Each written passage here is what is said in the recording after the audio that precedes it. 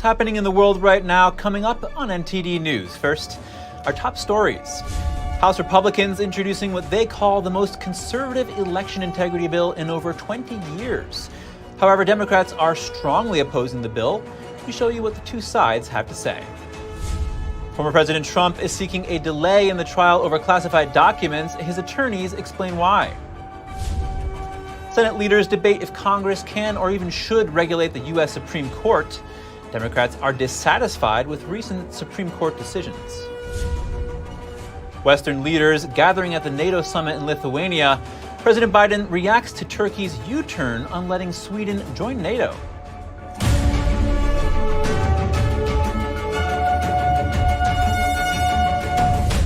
Welcome to NTD News Today. I'm Chris Beers. Our top news: a group of House Republicans meeting in Atlanta to discuss federal voting law ahead of the 2024 elections.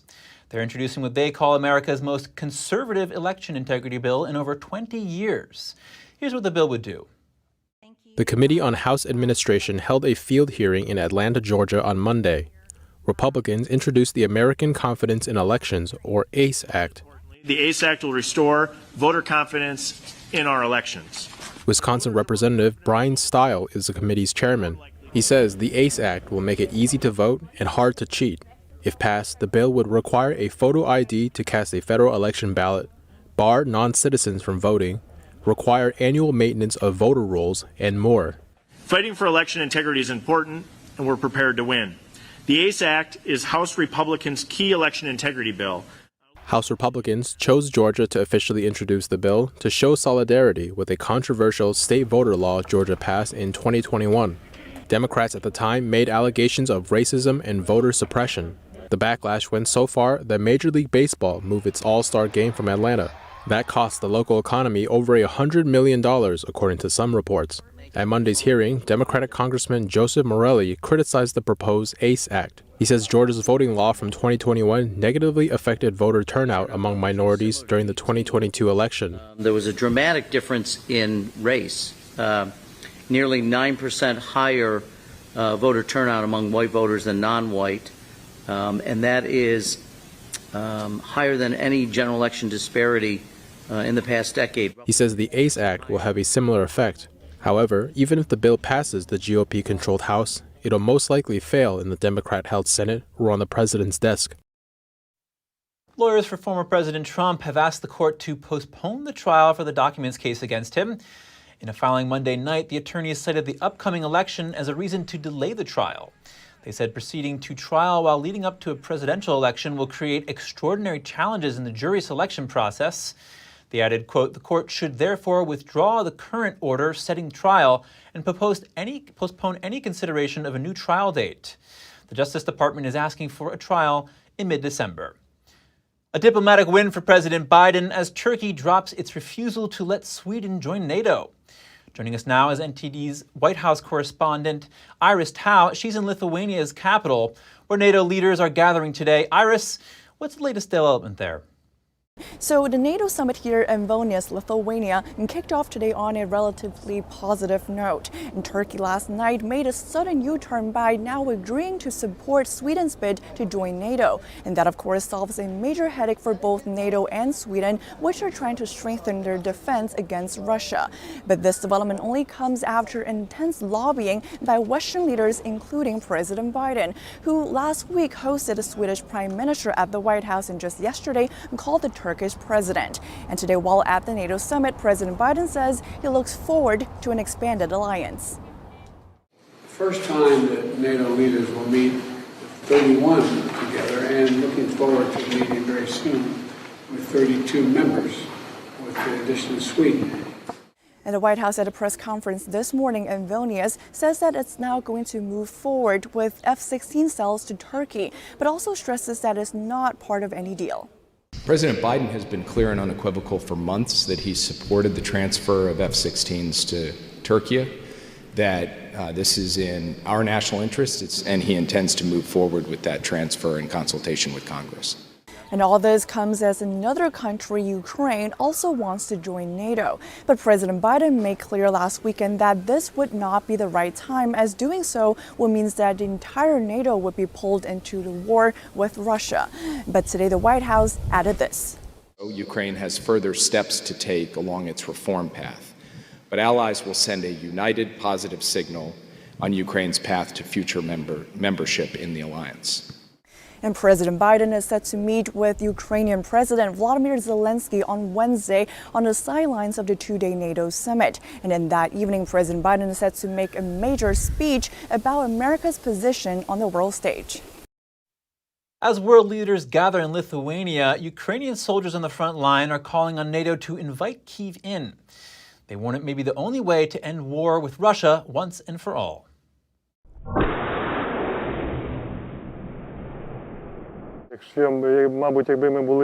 Had we been a NATO member state, this war would have never happened. That's what I believe. Therefore, in the future, after we win, I hope we will join NATO. Ukraine's forces have made some headway in their summer counteroffensive, although the gains are slow and smaller than many had hoped for. Povar, an infantryman who only gave his call sign, admits the Russians are well dug in. But he says his unit had recently captured a village on the southeastern part of Ukraine's front line. NATO itself should want the Ukrainian army to be part of its alliance. They have seen what kind of men we are, what kind of people we are, and what we are capable of. President Volodymyr Zelensky concedes that Ukraine will probably not be allowed into the alliance while the war with Russia is raging. Kyiv sees membership as the ultimate deterrent against Russia attacking Ukraine again. That feeling is shared on the front lines. When we have such a miserable neighbor, then we need to join some kind of alliance, join the civilized world, to have serious support and serious partners. I hope this will be the last war in Ukraine. Ukraine has stepped up its efforts to join NATO after Russia invaded last year. While Eastern European countries say a path toward membership should be explored, the US and Germany not so enthusiastic. Here's a look at the steps Ukraine has taken to gain NATO membership. What would happen if Ukraine joined NATO? After Russia invaded last year, Ukraine stepped up its efforts to join NATO. We shall be free, strong, and of course in NATO. Ukraine argues that the security assurances given by Moscow, Washington, and London when it relinquished its nuclear arsenal to Russia in 1994 were clearly worthless. While Eastern European countries say some sort of a roadmap should be offered to Kiev, the US and Germany are wary of any move that might take the alliance closer to war with Russia. Russian President Putin has cited NATO's expansion towards Russia's borders over the past 2 decades as a key reason for its decision to invade Ukraine. NATO, of course, is being drawn into the war in Ukraine. So what steps need to be taken? Any expansion of the North Atlantic Treaty Organization must be agreed by all 31 members. In 2008, NATO leaders agreed that Ukraine, a former Soviet state, could eventually join the alliance. But they did not give Kiev a so-called Membership Action Plan, or MAP. This was U.S. President George Bush in 2008. I strongly believe Ukraine and Georgia should be given MAP, and there's no trade-offs, period. Under the MAP process, candidates have to prove they meet political, economic, and military criteria, and are able to contribute militarily to NATO operations. Since 1999, most countries, including former communist ones, aiming to join NATO have participated in a MAP, although this procedure is not mandatory. Finland and Sweden, formerly neutral states which worked closely with NATO, were invited to join the alliance directly. It's unclear what Ukraine's path to membership will look like, as more and more countries, including Britain and Germany, suggest skipping the MAP process. That is an active discussion among allies right now, whether Ukraine has in fact moved beyond the need for MAP. Ukraine's military has taken major steps towards NATO standards since Russia's all-out invasion. The process is accelerating as its Soviet-built arms and ammunition gradually run out, and the West trains Ukrainian troops according to NATO standards and sends more and more advanced weaponry.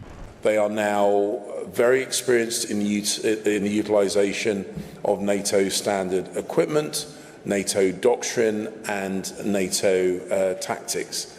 So however long it might otherwise have taken Ukraine to join NATO, their actions will inevitably have shortened that timescale.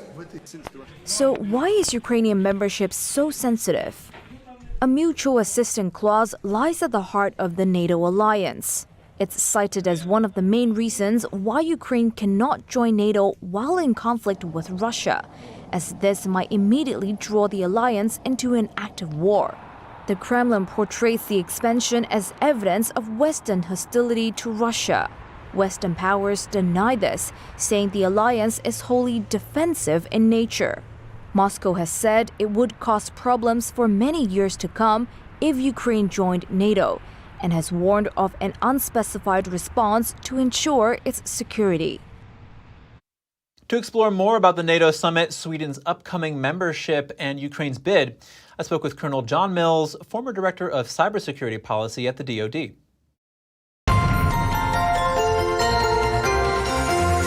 Colonel John Mills, thank you so much for joining us. Thank you, Chris. Always an honor to be on your show. Colonel, what do you think changed Turkey's mind about granting Sweden membership to NATO?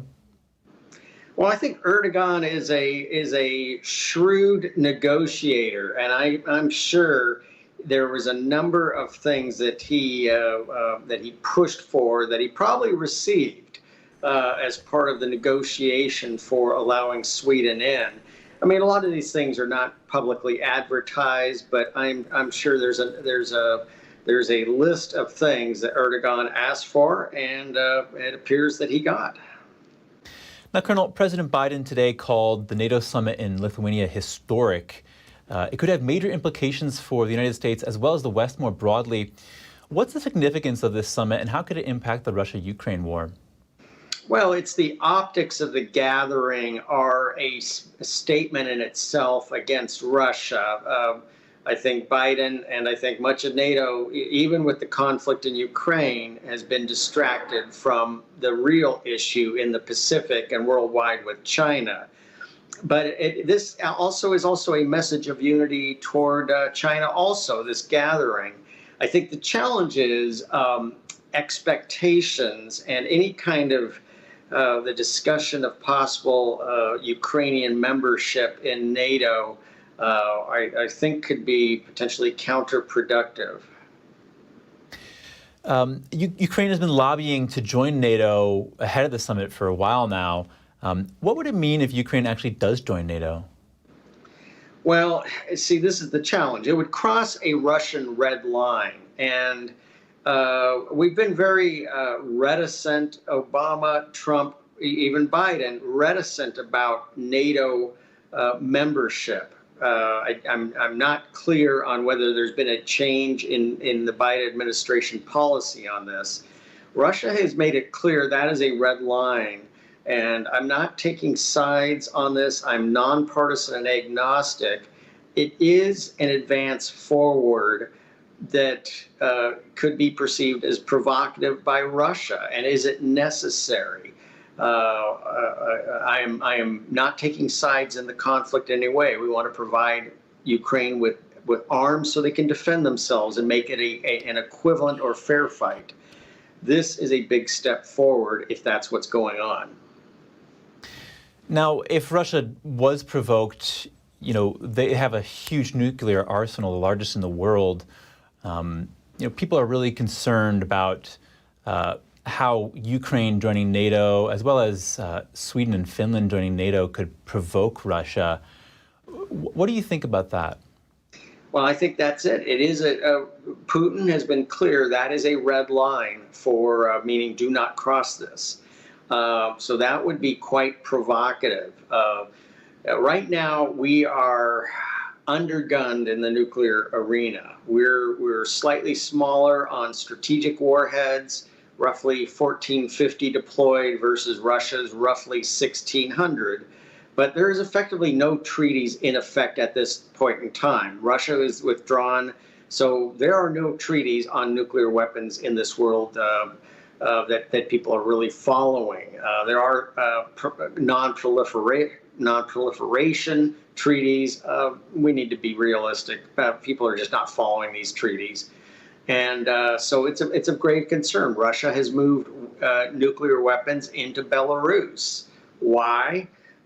It gives the appearance of they've redeployed nuclear weapons. It's also great from a targeting perspective. So if those nukes are attacked, the Russians don't have to worry about their terrain and turf being attacked. It's Belarus that takes the pain of a counterstrike. Colonel John Mills, thank you so much for your time. Chris, thank you so much. An honor to be on your show. After the break, hospitals are testing out Google's medical AI chatbot. The MedPalm 2 system could shake up healthcare. And as Meta head Mark Zuckerberg funds efforts to defund the police, he spends millions of dollars for security for his family and offices. More in just a moment here on NTD News Today.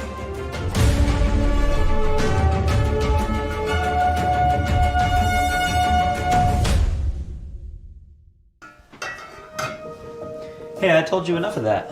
But look, this is different. It's Ganjin World.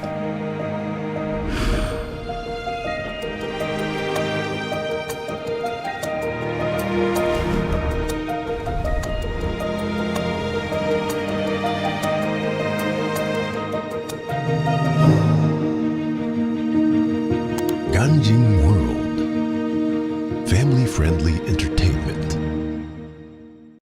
It's just clear as day. The media, whether it's broadcast, cable, or print media, has become extremely biased. And I started looking online for alternative ways to get information. And I saw an ad for a free trial. And I looked at it and I said, Epoch Times. I mean, come on, this is end of days type of stuff. I mean, what are they going to be talking about here? And I said, well, it's a free trial. Let me dig in. Is it giving me both sides? Is it giving me an objective point of view here? I have looked for opportunities to see where they might be biased, and I don't find it. It has given me a level of trust in media that I didn't think I'd ever get back. I love the Epoch Times because it has renewed my faith in the idea that a reliable, responsible, non-biased source of information is available. And I can say that I love it because of that.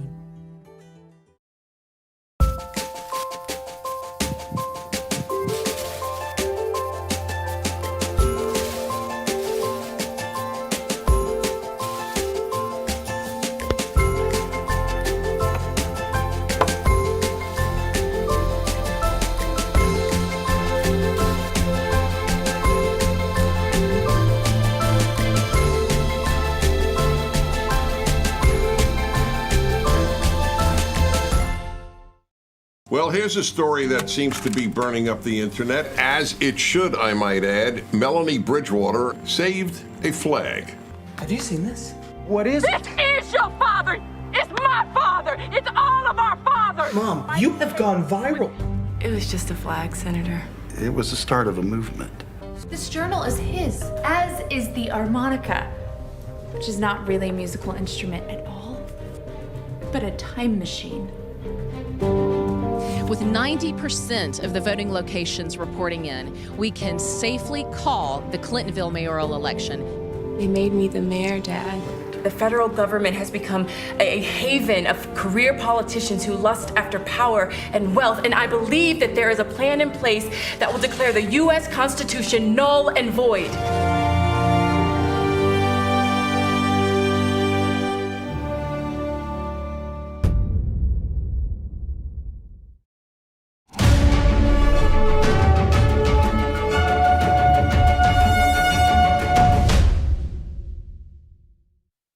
Welcome back. The U.S. Marines are without a confirmed leader for the first time in 164 years.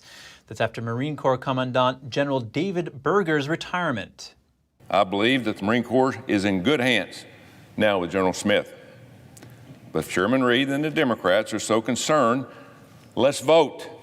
That's all I keep asking for. Let's vote on these nominees.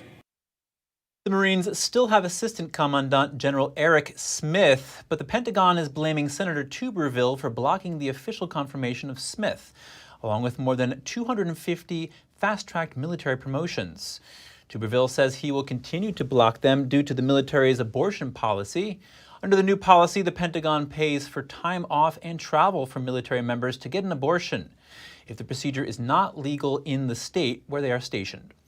Tuberville says once the policy is changed, he will allow the promotions to go through. The Pentagon has said Tuberville is causing a national security concern. There are other ways the Senate can move the nominations forward if they choose to use alternative routes. U.S. military readiness is in, quote, serious trouble, according to retired U.S. Navy officer Lieutenant Stephen Rogers. It's not just that the Marine Corps is without leadership, the Air Force is cutting bonuses, and there's talk of low munitions in the U.S. What's going on here? I spoke with Lieutenant Rogers to find out.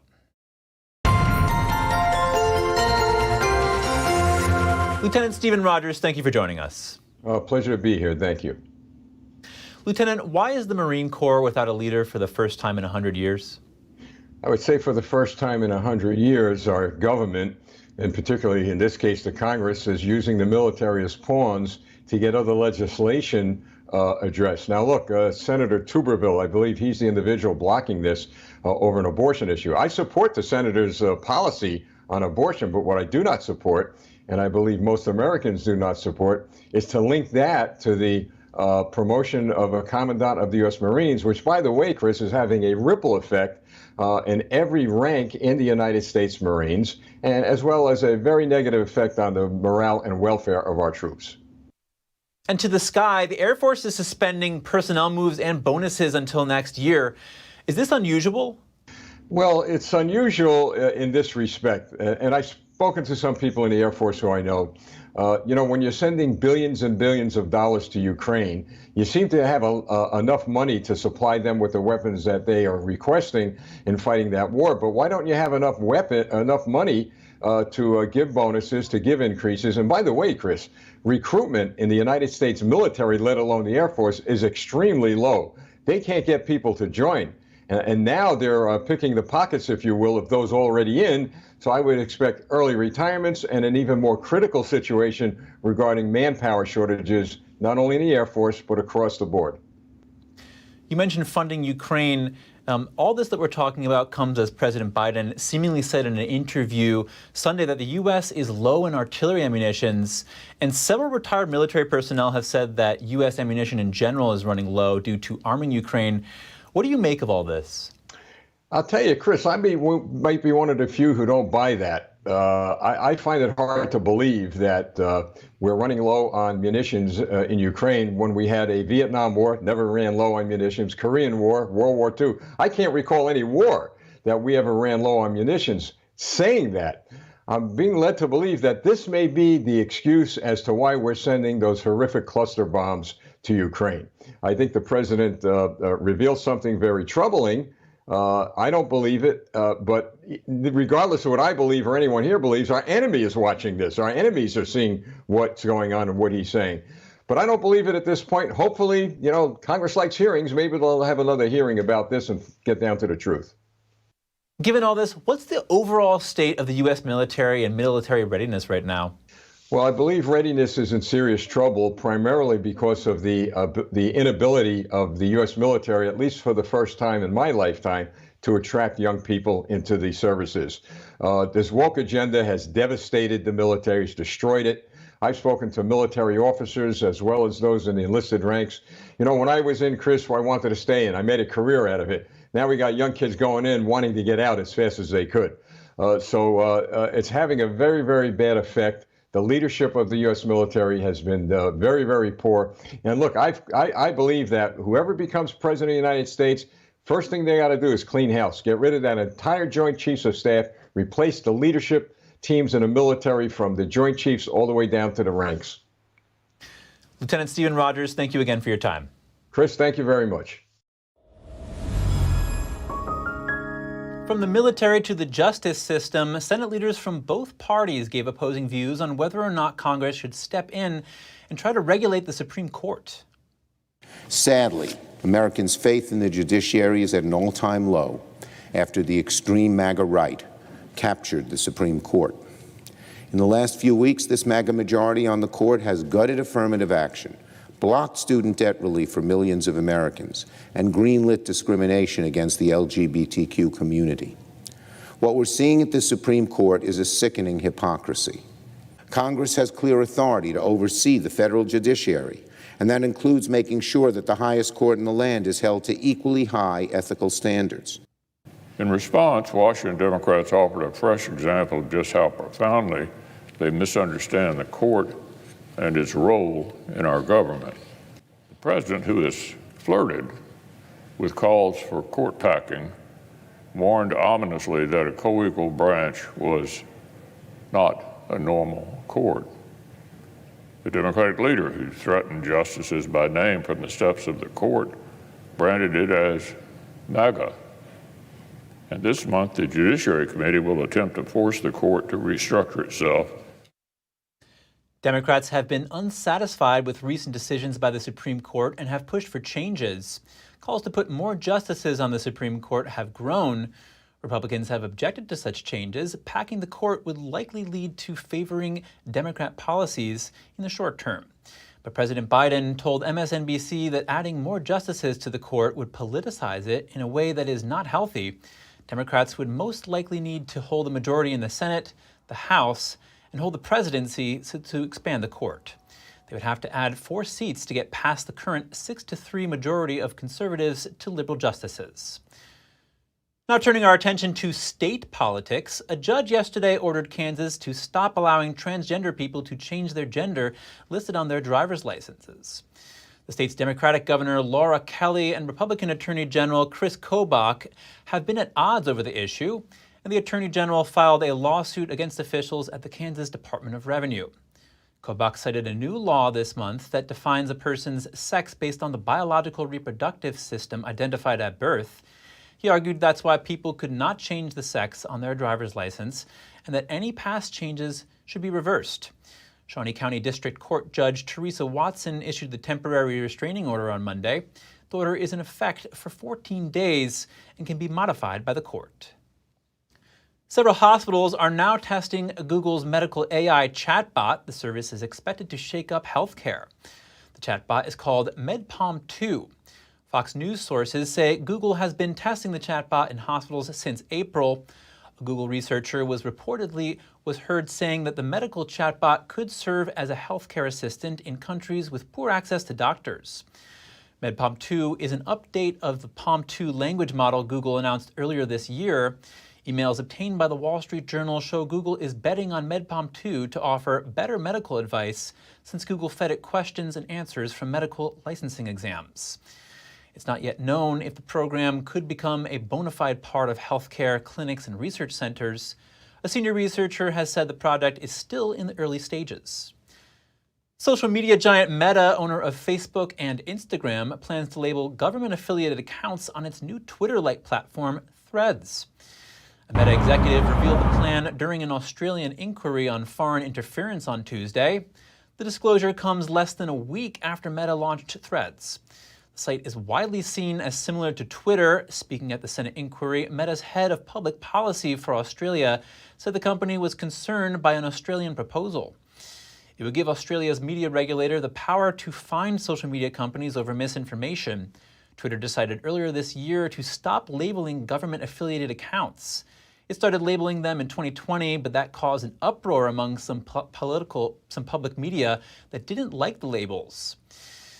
The Florida Attorney General wants to hear from Meta CEO Mark Zuckerberg. That's over predators using Meta platforms to recruit victims of human trafficking. Ashley Moody is calling on Zuckerberg to appear before the statewide council. In a news release on Monday, the council said since 2019, more than half of Florida's cases involved Instagram, Facebook, Messenger, and WhatsApp. The Attorney General's office says these platforms are the preferred social media apps used to lure vulnerable people. Prosecutors want Zuckerberg and Meta to address the public threat. and develop ways to discourage the activity. The Florida Attorney General is demanding a response from Zuckerberg by September 5th. Meta CEO Mark Zuckerberg spent $43 million on security over the past 3 years. Meanwhile, his family foundation is giving millions of dollars to groups working to defund the police. Investigative reporter Lee Fang said the organizations receiving funding from the Chan Zuckerberg initiative include Policy Link, which runs defundpolice.org, and Solidaire, another organization that wants to get rid of police. Solidaire issued a report saying it helped strip away $18 million from the budget of the Oakland Police Department. But Zuckerberg's foundation also gives money to a group tied to police in the areas around its own offices, as well as around Meta's offices. Meta also spends highly on personal security for Zuckerberg and his family. Documents show the company gives reasons such as Zuckerberg's importance to the company, his $1 annual salary, and his lack of incentive compensation.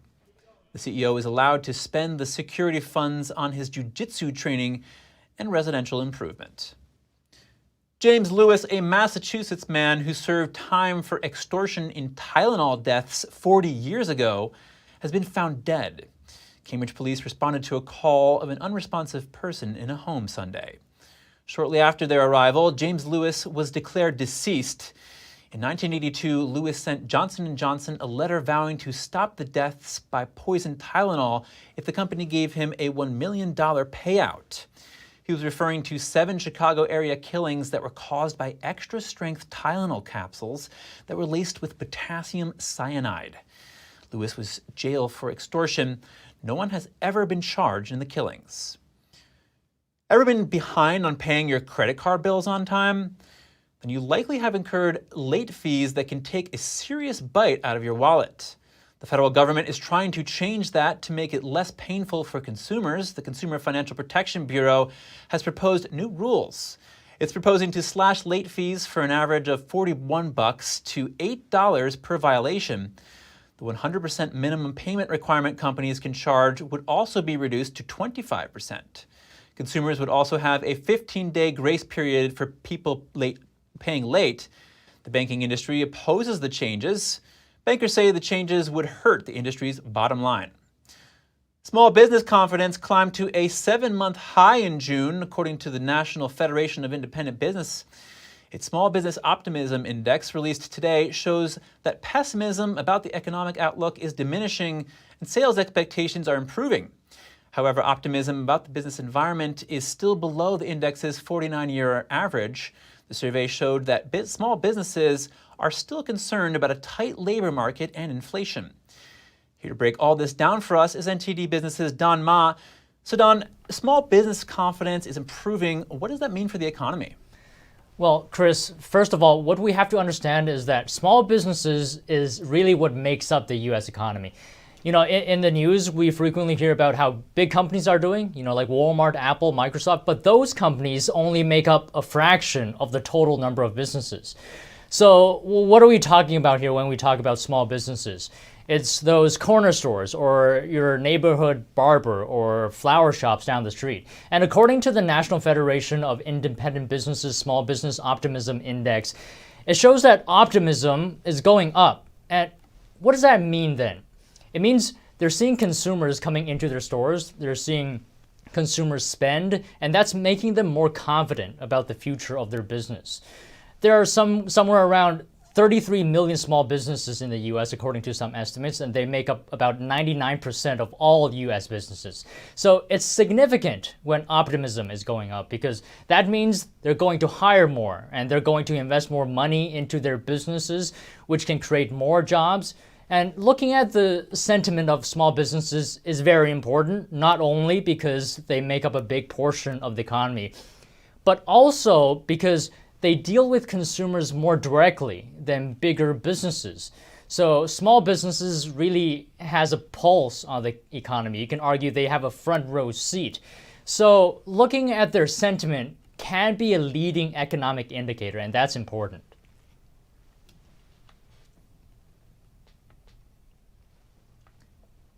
Major U.S. banks are set to report the biggest jump in loan losses since the COVID-19 pandemic.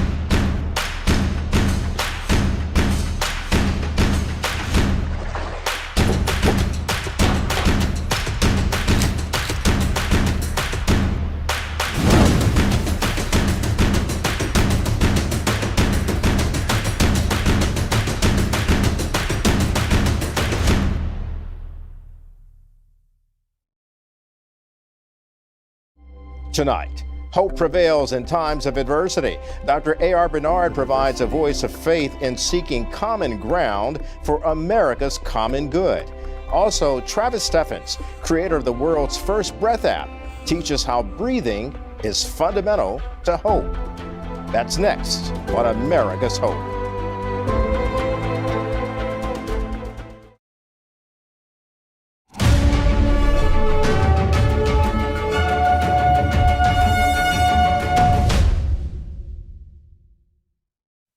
Thanks for staying with us. On Monday afternoon, the U.S. House Committee on Ways and Means held its fifth field hearing in Kimball, Minnesota. The hearing was focused on learning from local communities about the impact of America's trade policies on agriculture and critical supply chains. Let's take a look.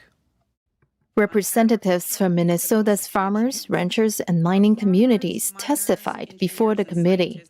Don Schiffelbein, a cattle producer, raised his concern about policies made by lawmakers without agriculture knowledge. Prop 12 from California is a perfect example of people 3 generations removed from agriculture dictating how livestock should be raised. This short-sighted legislation not only hurts the manner in which livestock are raised, but will substantially increase the cost of food. Proposition 12 regulates the space standard for housing farm animals. It prohibits farm owners from knowingly selling farm animals raised cruelly.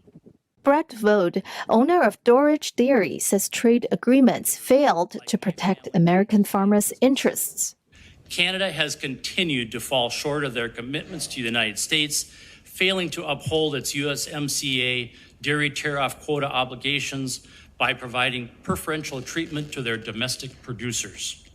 Gary Vertish, president of the Minnesota Farmers Union, highlights the impact of corporate consolidation on the agriculture and food system. Our farm and food system have become highly consolidated with a small handful of companies controlling the inputs farmers rely upon, along with the markets we need to access to sell our products. The rise of these highly consolidated middlemen is a key reason that farmers' share of each dollar spent on food has declined from 50% in 1952 to just 14% in 2021, the lowest on record. Tom Bark, a minerals expert, says the Biden administration has blocked domestic mining, which could provide a large supply of critical minerals for the clean energy transition. It's no secret that China has a monopoly on many of the world's critical mineral supply chains. We must act now to accelerate our investment in mining capacity here in the U.S. Our critical mineral supply chains will become even more jeopardized than they already are. The witnesses also discussed the need for immigration reform to ease farm labor shortage and create new markets for American agricultural products. Reporting by Angela Moy, NTD News. The WHO's One Health plan is billed as a comprehensive way to respond to global health threats, such as the COVID-19 pandemic. But is there more to it than that? NTD's Daniel Monahan speaks with intelligence analyst Brian O'Shea. One Health is defined by the World Health Organization as an integrated, unifying approach to balance and optimize the health of people, animals, and the environment. But intelligence analyst Brian O'Shea says its mission has changed over the last 20 years. It's been morphing into this almost like a Trojan horse to bring in a whole new form of governance across all the member countries.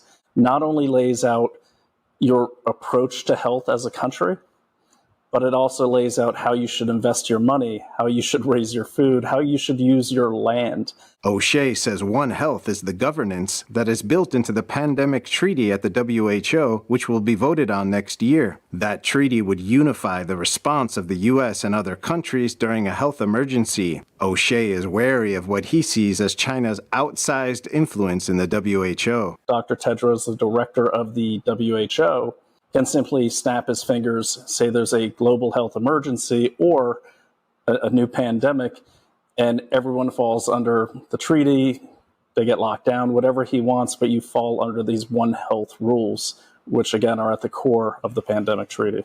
The pandemic treaty also contains guidelines for combating so-called false or misleading information during a disease outbreak. One Health facilities already exist throughout the U.S. O'Shea says if a pandemic is declared, such institutions would activate like sleeper agents and start following the One Health initiatives. According to O'Shea, one serious danger lies in One Health's control over biosafety level 4 laboratories. He wonders how people would know if a future pandemic is real or not when control of the labs would be subjugated to One Health. The intelligence analyst believes that this is all part of a Chinese Communist Party plan, alluding to a book written in 1999 by two Chinese army colonels called Unrestricted Warfare. The book says that everything is a battlefield and everyone is a target and describes unconventional tactics to hobble an enemy. Illicit narcotic warfare.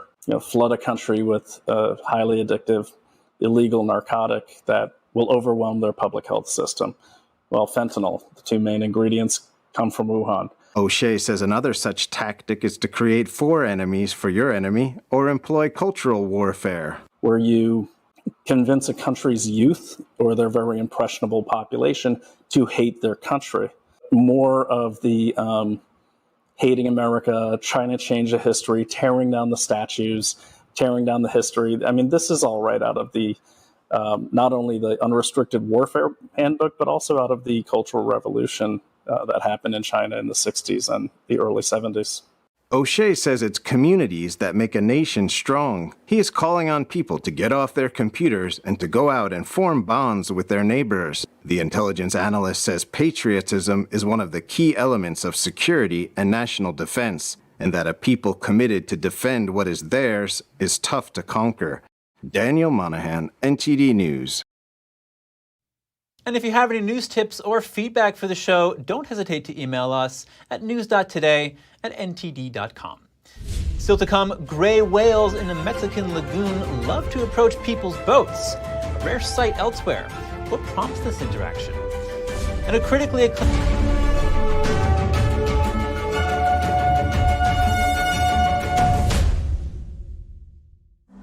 Life doesn't always give you time to change the outcome. Prediabetes does. 1 in 3 adults has prediabetes, but with early diagnosis, prediabetes can be reversed. And you can change the outcome. Take the 1-minute prediabetes risk test today. Go to doihaveprediabetes.org. What if you could whiten your teeth by simply brushing your teeth? Now you can with Smile Actives, the teeth whitening breakthrough that safely gets your teeth white and keeps them white every day, just by brushing your teeth. I never thought that whitening my teeth could be so easy. I just put the gel on the brush, the toothpaste on it, brush, and I can see my white teeth. Simply add Smile Actives to any toothpaste and our patented PolyClean technology activates into a powerful microfoam that penetrates into the enamel surface to safely lift and remove stains. You need a simple way to whiten your teeth.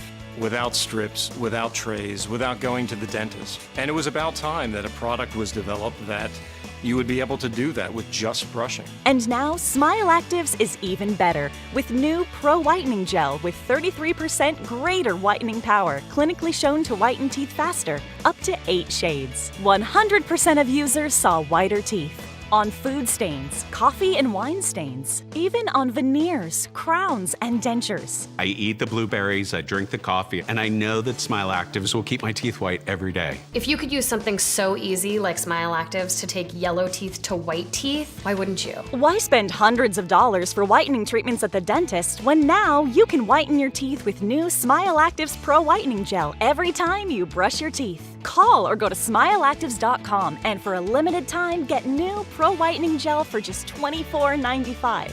Order in the next 5 minutes and buy one get one absolutely free for just $24.95. That's 2 for 1 and save 58%. We'll even include free shipping. Get your teeth whiter guaranteed or return it within 60 days for your money back. I smile every day now. The difference is literally night and day. So now I'm always smiling, always choosing, because now my teeth are much whiter. This offer is not available in stores, so call or click now before the special buy one get one free offer goes away. Anyone who's ever sold a home will tell you it's really hard. And it's one of the biggest financial decisions you'll ever make. That's why who you work with matters. Together with HomeLight, we take care of every detail.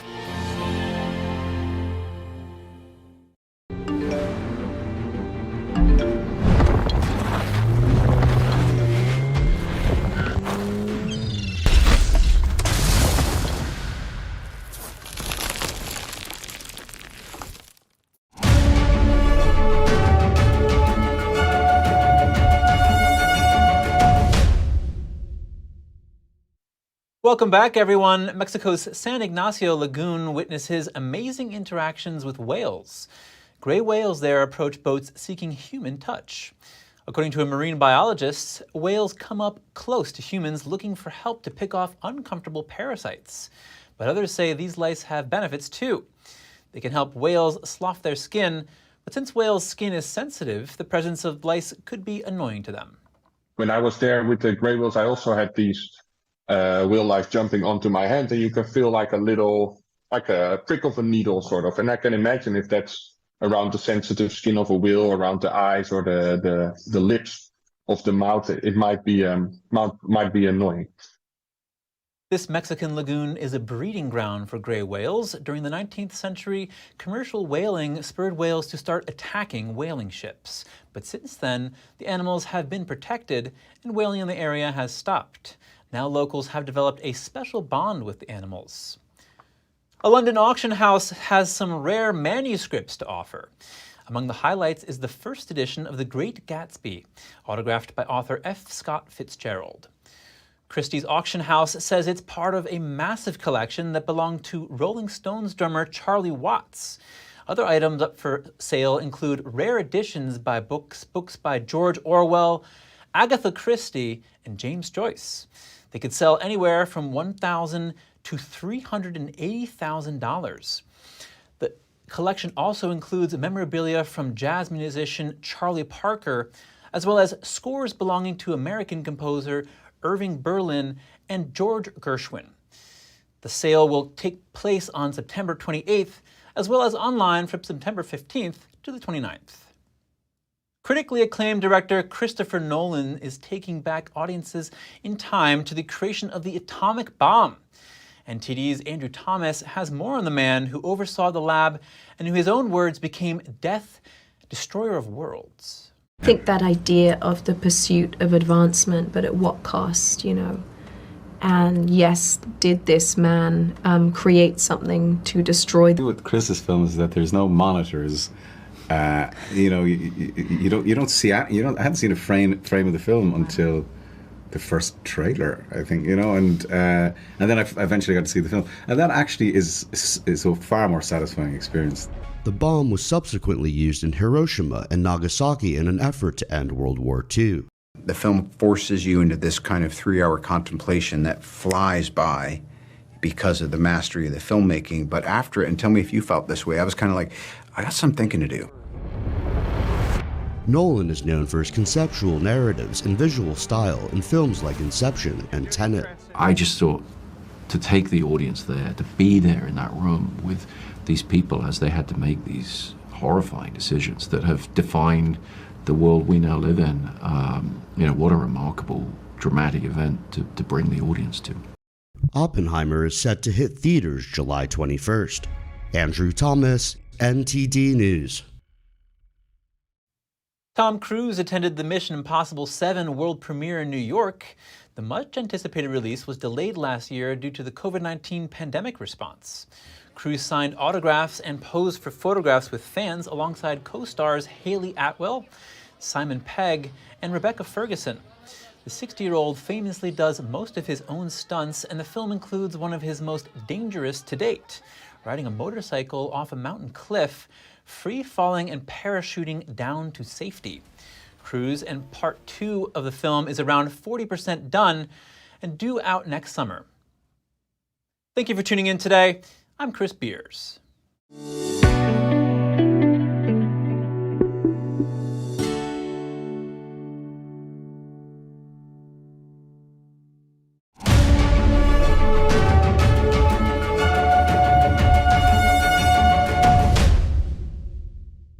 Thanks for watching us on YouTube. Did you know YouTube only keeps selective videos on its platform? So if you want to make sure you get the full picture, just subscribe to our newsletter. Go to newsletter.ntd.com and sign up. It's free.